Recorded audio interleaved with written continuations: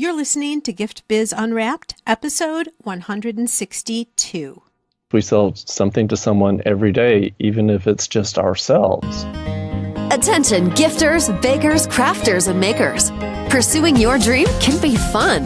Whether you have an established business or are looking to start one now, you are in the right place. This is Gift Biz Unwrapped, helping you turn your skill into a flourishing business. Join us for an episode packed full of invaluable guidance, resources, and the support you need to grow your gift biz. Here is your host, Gift Biz gal, Sue Monheit. Hi there, it's Sue, and guess what? It is 2 weeks away from the publishing date of my book.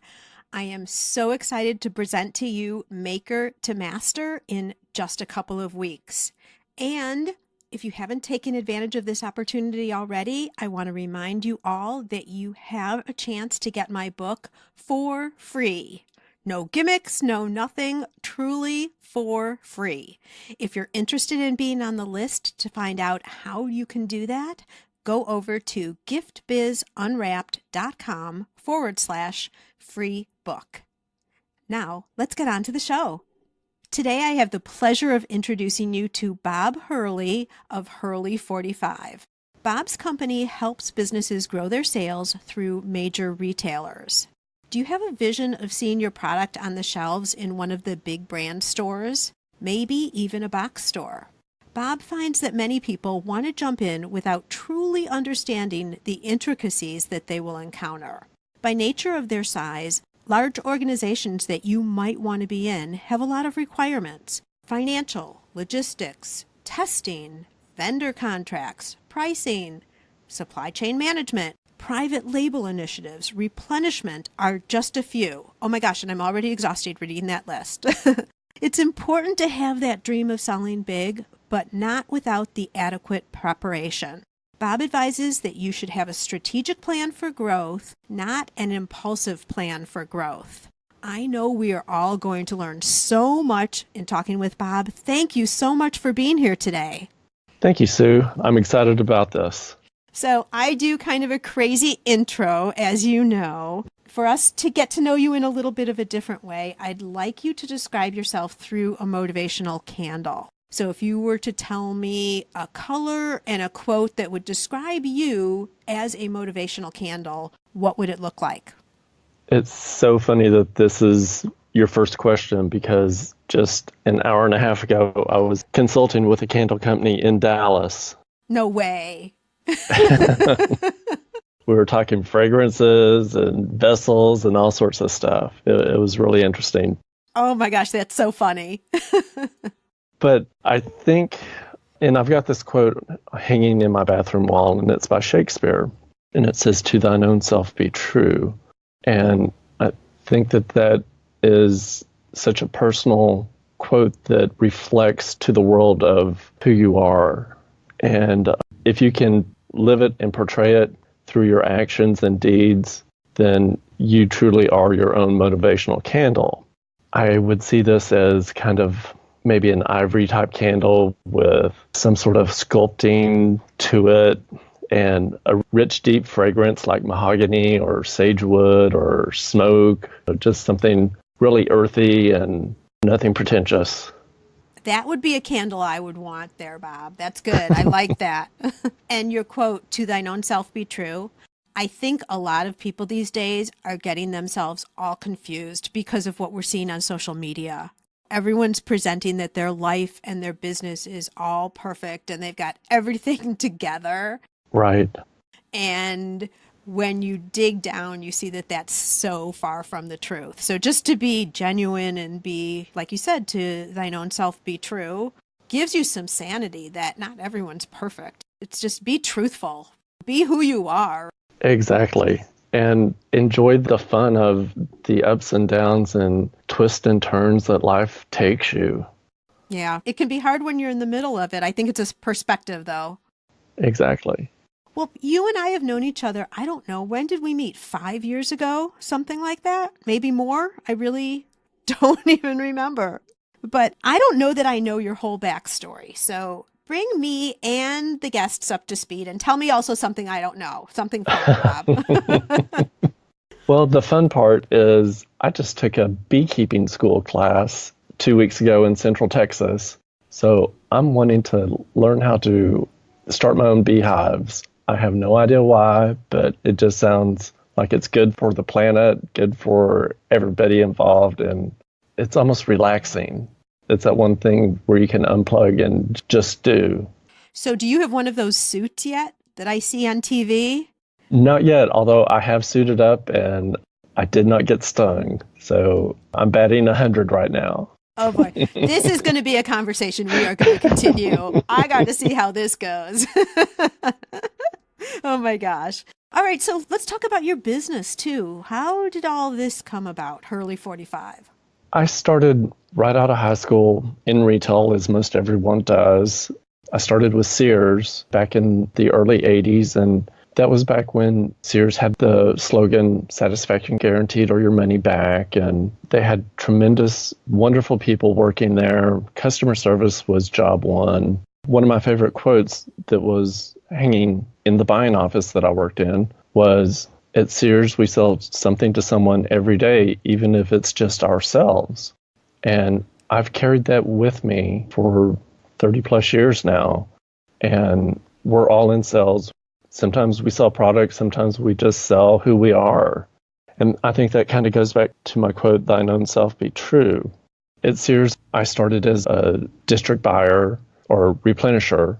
And then as Sears started to organize and push everything to Chicago, they closed down the district offices. So I went to the regional buying office and bought products for the stores, tires, candy, sporting goods. It was such a great experience. I stayed with Sears through the late 90s. There were 15 plus years. Sears had really taken some changes and some drastic turns trying to stay relevant. And they were no longer the company that I identified with. So I left Sears. I went to work for a temp agency. And the very first assignment they sent me was to work for a sales rep agency here in the Dallas-Fort Worth area. And Randy Putnam and Associates was an amazing experience for me. I took everything that I had learned from Sears on the retail side and applied it to manufacturers on how to sell their product to the retailers. And that was such an incredible building for me that I was with Randy and his team for 15 years. And in 2010, I stepped out on my own and started working with companies in Asia. I worked with companies in China and Mexico and worked with domestic manufacturers and designers. And now I'm working with companies out of Europe. So I'm really helping companies throughout the world try to identify their brand, their strengths, and pursue their goals of getting product placed in the various retailers. And so are you traveling internationally a lot now too? A little bit, yes.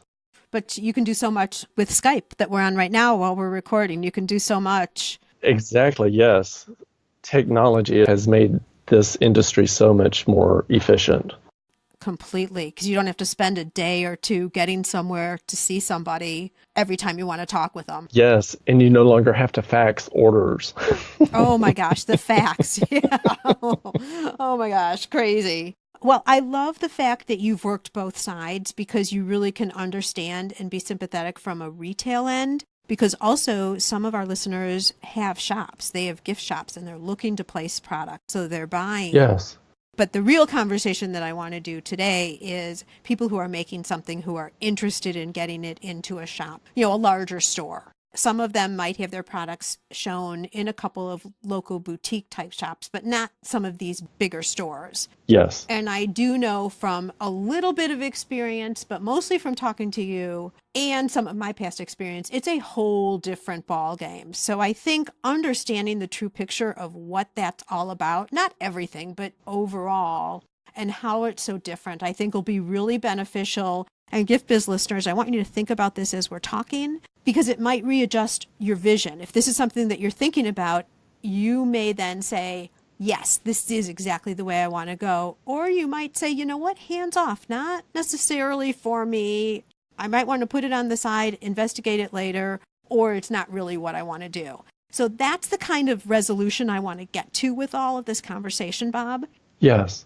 Let's start with just some overall, if someone has a product and they're considering putting it into some of these larger stores, what's some of the thought process that they should be going through?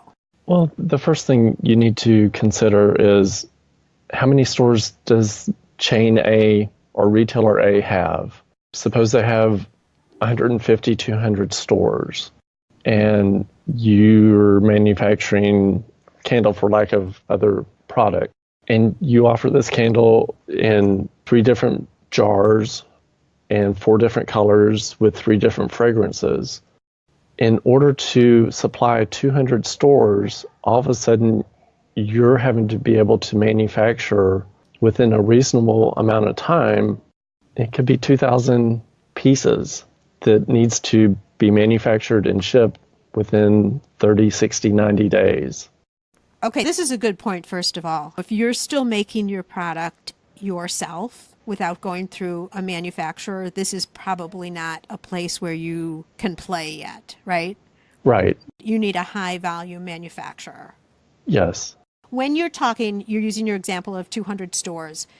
Do you have to approach a company with the feeling that you're going to get in every single store, or do you have the option of doing something more in those stores on a regional basis, for example? It depends on the retailer and type of retailer. Most stores of that size have what they call a standard basic assortment, or they're buying seasonally that goes to all stores. Only the real large chains can distribute by store location or geographic location. So in the smaller, the mid-sized retailers, the 100 to 300 store chains, you're probably selling to the entire chain. What I'm hearing you saying is it's a distribution issue, because a lot of these larger retailers have distribution facilities where you're shipping the product to a certain facility and then they're sending it out to the stores. Exactly. They're just cross-docking it and shipping it direct to store. All right. So first point is based on the number of stores and then the number of SKUs you have. And it doesn't mean that a retailer is going to accept all your SKUs either, right? They may only take 1 or 2, especially when they're testing and seeing if they're interested. Exactly. Yes. Okay. So number of stores is something to consider. What else? Well, the financial part of it. So again, if retailer A buys 4 of your candles per store and you have to build 1,000 candles, all of a sudden you've got to have that money to buy the raw goods, have the labor to produce it, and you've got to pay those people by the hour. Then you ship it, and the retailer typically does not pay until 30 or 60 days, what they call ROG, which is receipt of goods. So if you ship it on August 1st and they receive it August 15th, they don't pay you typically till 30 to 60 days after August 15th. And even then, the time of processing that check after September 15th, it could be another 10 to 15 working days. So you're carrying the financial burden for a good 180 days before you get paid. Yeah, for quite a while, for sure.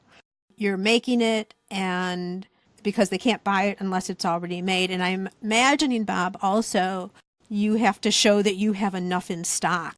If they blow off the shelves, they're going to want to restock it pretty quickly. So you've got to have supply probably over and above what they've even purchased. They don't want to wait for a turnaround. Very much so.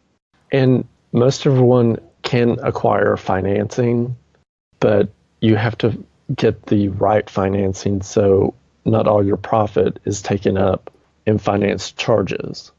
Oh, good point. Yeah. And you have to build that into your cost. I think that a lot of people look at doing this in the first place because they say, oh my gosh, big volume, big revenue, right? Yes. Talk a little bit about pricing of the product and what larger chains are requiring and, from my experience, demanding of what the Right. prices should look like. What happens if you're selling a candle, let's say locally, for, I don't know, $10 or something like that, and your cost is 5, let's just go with a traditional markup like that. What are these larger stores on average? I mean, everyone's different, I know, but what's a realistic idea of how the numbers would fall? Well, and again, you have to look at the perceived value. The price that the consumer is willing to pay at a boutique is they're willing to pay a little bit higher price than, say, at a Kohl's or Steinmart or Walmart or Michael's, whomever. So, like a candle that may sell for $20 at your local Hallmark store, the perceived value at a Michael's or somewhere else could be a good 20% less because it is a mass retailer. When you go to Walmart, you expect lower prices. Right. So let's use your 20 example. They would be looking at selling that at what? 15, 16, 20% think? $14 to $16. Okay, so $14 to $16. And then half of that is what they will pay you for it, probably? No. If you can get a 50% margin out of them, you've got an incredible product. Oh, so what are we looking at here? See, you guys, this is the stuff we need to know.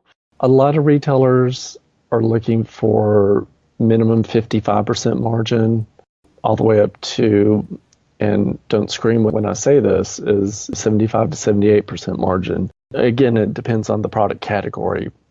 When you step into a retailer, 9 times out of 10, let's throw Michael's out, for example, an item that sells for $19.99.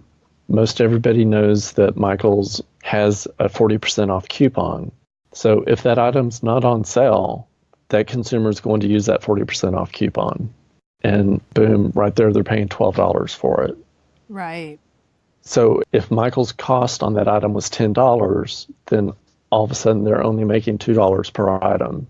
So their margin expectations is much greater because they have the advertising expenses. They're having to put items on sale in order to get the consumer into the stores, where your local boutique isn't having to do that.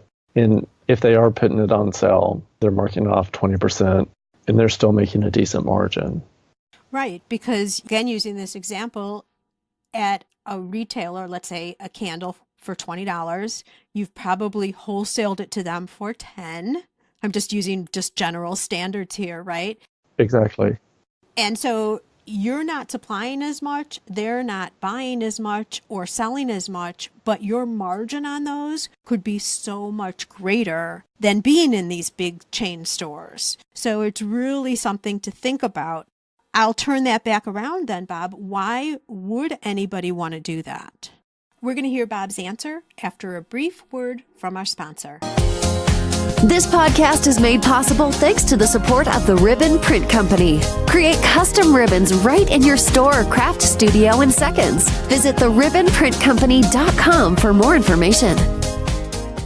It's all about volume. And one of the first lessons that I learned is you put dollars in the bank, not percentages. And if you're selling 1 million units and you're only making 10 cents per unit, that's quite a few dollars that you're putting in the bank. Versus if you're selling 100,000 units and making 12, 15 cents per unit. The trick is that you're still making, that you're not selling your product out to be in a big store, but you're actually losing money in making it. Right. So it all goes back in that way to production costs. Yes. So that's the big thing to think about, right? It's huge. Yeah. But don't let that be a discouragement. Let it be your inspiration to work through, not to be afraid of. Everything that we talk about, let this be a learning and not something to intimidate. Right. A learning to understand the situation, because I could see some people, if they're interested, okay, now they understand, I've really got to get my price down. I've got to be working with my manufacturers or doing something with materials to get my product costs down in some way if they want to position themselves to be able to go into the larger stores. Yes. Okay. Talk a little bit. We talked about financial, logistical a little bit, pricing.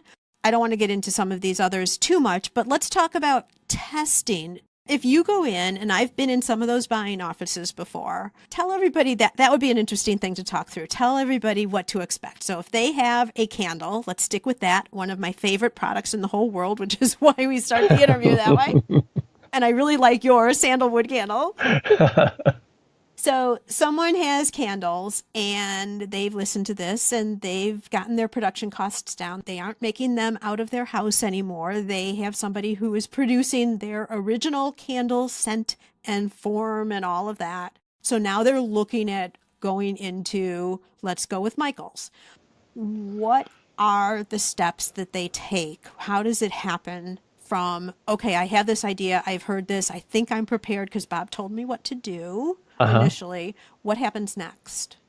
Okay, so in respect to testing, everyone can remember 20 years ago when candles would have lead wick with cotton fiber around it. And no one wants to burn lead and be exposed to lead fumes and all that. So Consumer Product Safety Administration has stepped in. California has been so instrumental in protecting the consumer from inadequate product. Like on a candle, one thing they test is burn time to make sure that what you say your burn time is going to be what the consumer can expect. They inspect to make sure that the glass is not going to break while it's being burned, that it is heat appropriate to the flame, the contents of your wax, the quality of your wick. There's so many things. They even look at how it's labeled to make sure that there's no misleading information, whether it's toys or pillowcases or clothing or jewelry. There's always testing for lead and things like that. When you work with a retailer that is in multiple states, that has multiple locations, 200 plus more locations, their liability for putting in a bad product that can harm someone, it's incredible. Oh, it's huge. I can only imagine. Like, I think of the old Tylenol scares or some of the baby car seat safety issues there have been. Because it's not, the worst part is if someone gets injured, but then it's the reputation for the whole chain, the whole name. Exactly. Yes. Yeah. So do you go in having all of your documentation that everything's been tested? You try and cover that as much as you can before you see them? It's best to be able to qualify what you're claiming on your product is indeed true and not harmful. Okay, so that's what all the testing is about. Yes. Okay, so let's pretend like we're in a buyer's office. Okay, we've got our candles now, and we're going to be sitting down and meeting with a buyer. How do those meetings go? It's the very first one. It's all introductory. It's conversational. A lot of people like to have show their catalog and things like that. It depends upon the buyer, but you definitely want to tell them who you are, how long you've been in business, your vision. One thing that buyers are now asking is, what is your social media impact? How are you able to help drive consumers into the stores to help sell your product? That's always one question.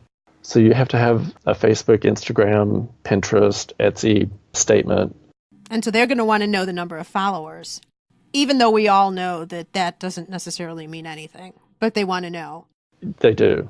They want to know, again, about your supply chain. Can you indeed, if I provide you with an initial order and a reorder every 30 days, that you can fulfill it?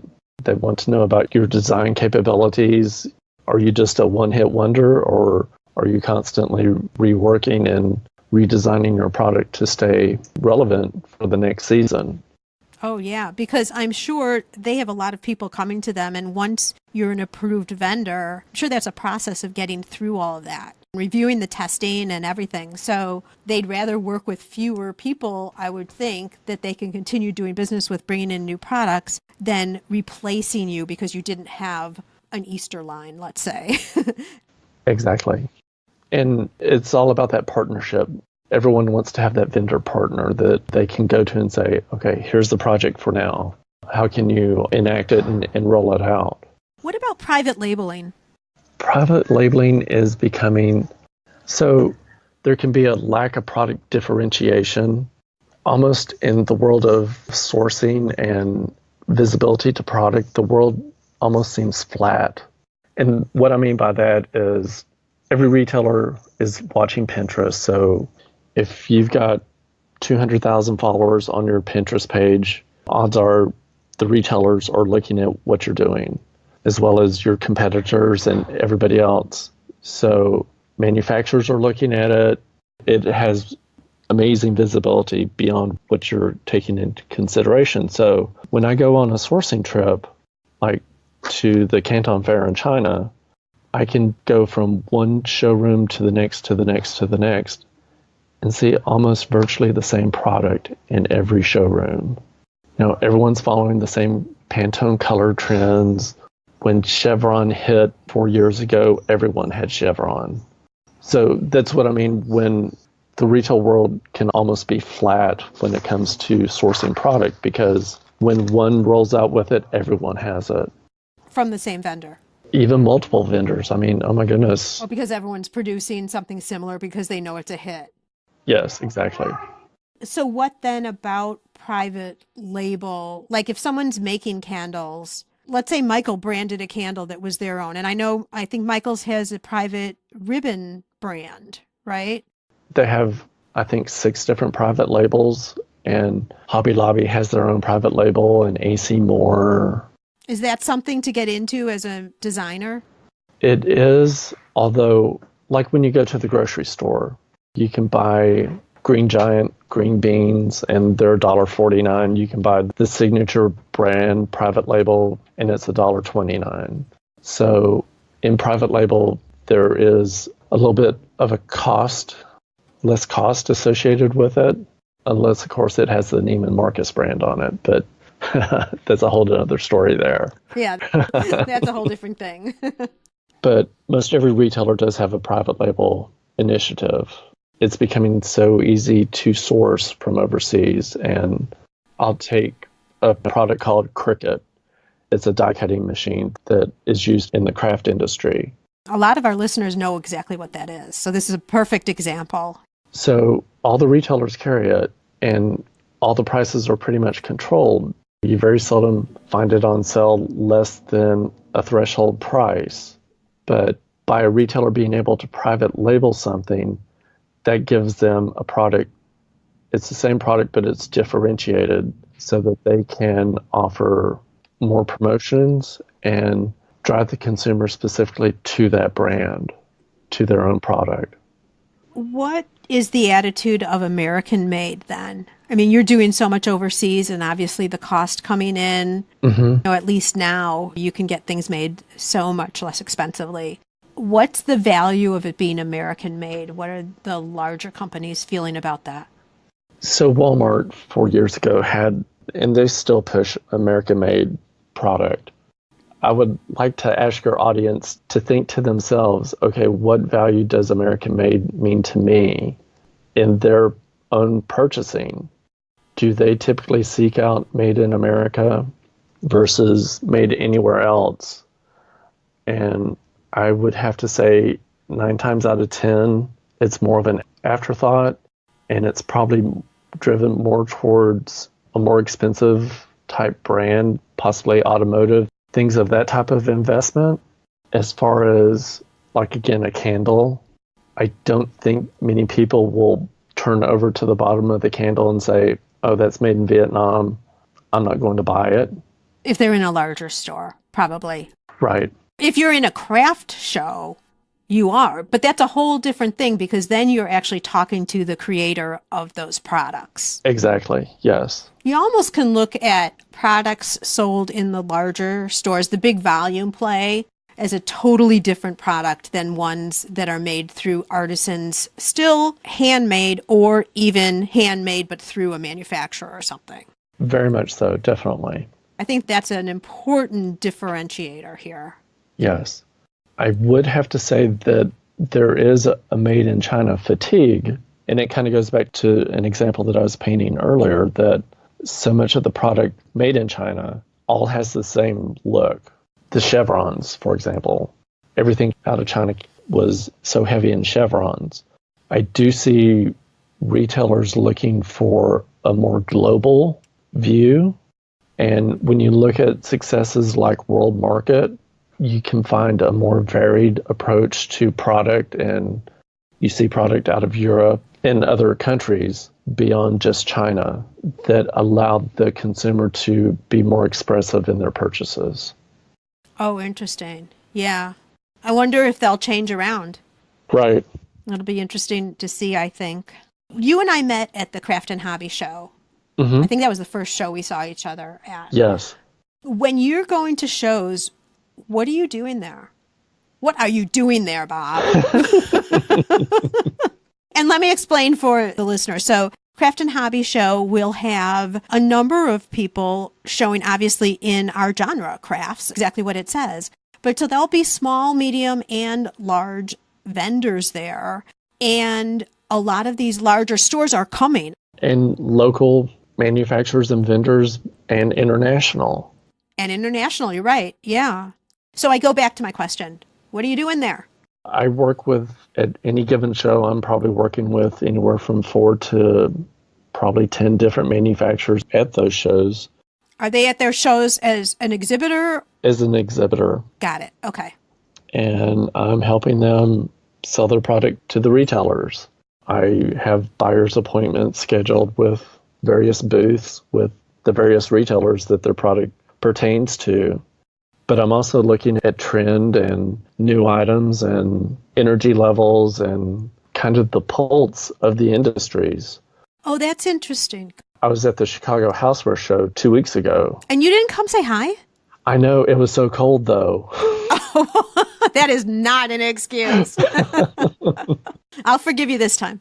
It was such a different vibe and energy level from the craft and hobby, and completely different industries, yet I'm using the same skill sets, but it's a different approach. That's interesting because you're talking about the vibes of the shows in terms of possibly whether the overall topic is a hot topic right now, right? Yes. And I'll stay with craft and hobby because that's the one I know better when we've been together, and probably which booths people are most attracted to. Not just for the big retailers that you're working with, but where are the other businesses going? Because they may have a clue as to what's coming up and what's hot. Some of these small and medium-sized businesses. These are not consumer shows, by the way, Gift Biz listeners. These are business-to-business shows. People are going to find product that they're going to stock in their stores.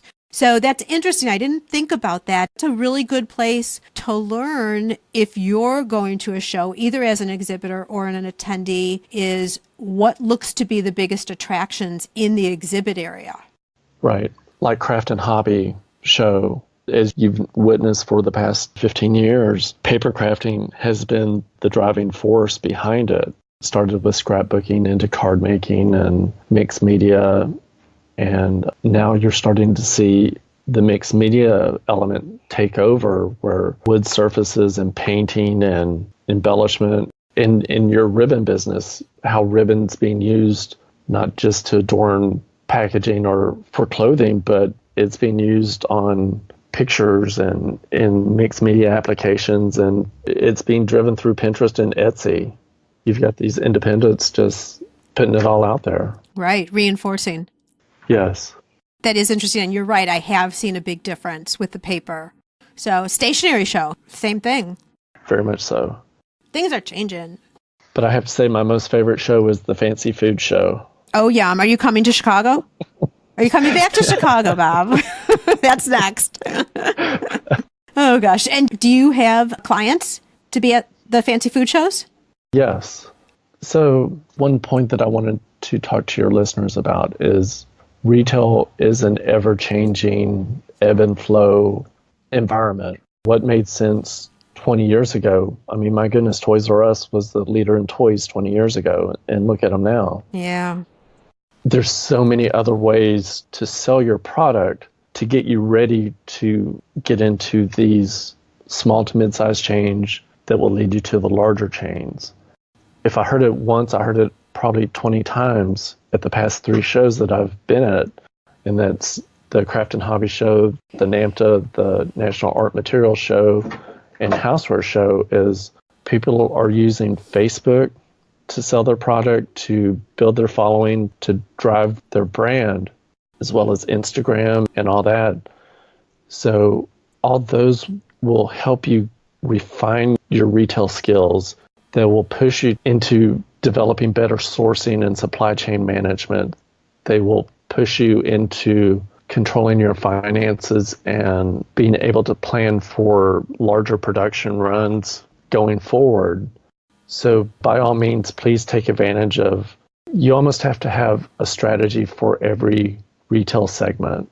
And that was one of the things that when I spoke to this company earlier today is they're already in retail, but they want to expand it. So they need to have a retail strategy for the Tuesday mornings, the home goods, the TJ Maxxes. They need to have a retail strategy for just the mass retailers like the Michaels, the Hobby Lobbies. Then they need to have a department store strategy for Kohl's and Dillard's and Macy's, and then a luxury strategy.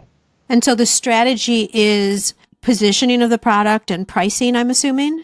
Exactly. But also part of positioning is how you're branding it. Yeah, in terms of the labeling, the messaging, where the product's going to be positioned, you can negotiate for that too, can't you? Right, yes. There is a lot to this, which is why people need you, Bob. So you're clearly working with some very well-established accounts. Some of our people who are listening are smaller yet. Are there people like you for some of the smaller businesses who can help guide and consult someone along? Where would someone go if they want to know more? If you're in the craft and hobby business, the CHA organization. So the membership. Yes, definitely. Small Business Administration does quite a bit of great consulting, and a lot of what they offer is free. Partner with your best customer, and through their own network, they can get you in touch with other consultants that can help you build your business. And so how else, I mean, one of the things that we talked about in terms of understanding all of this, well, we've talked about two now. We've talked about watching the trends, watching what's popular so that you have a product that someone would be interested in the first place. So you can do that online, you can do that in shows. And then for added learning, what we've just talked about, go to the organizations of your industry, such as I keep still calling it CHA, even though it's called AFCI. AFCI now. GIF's listeners, I'll link to this in the show notes. And the Small Business Association, too, I'll link in. Are there any other things that you could think of that you would suggest in terms of getting information specifically on this? Are there any books about this or something else that you can think of off the top of your head, Bob, that you would suggest? All the books that I refer to are just basically general sales books, so it really wouldn't necessarily apply.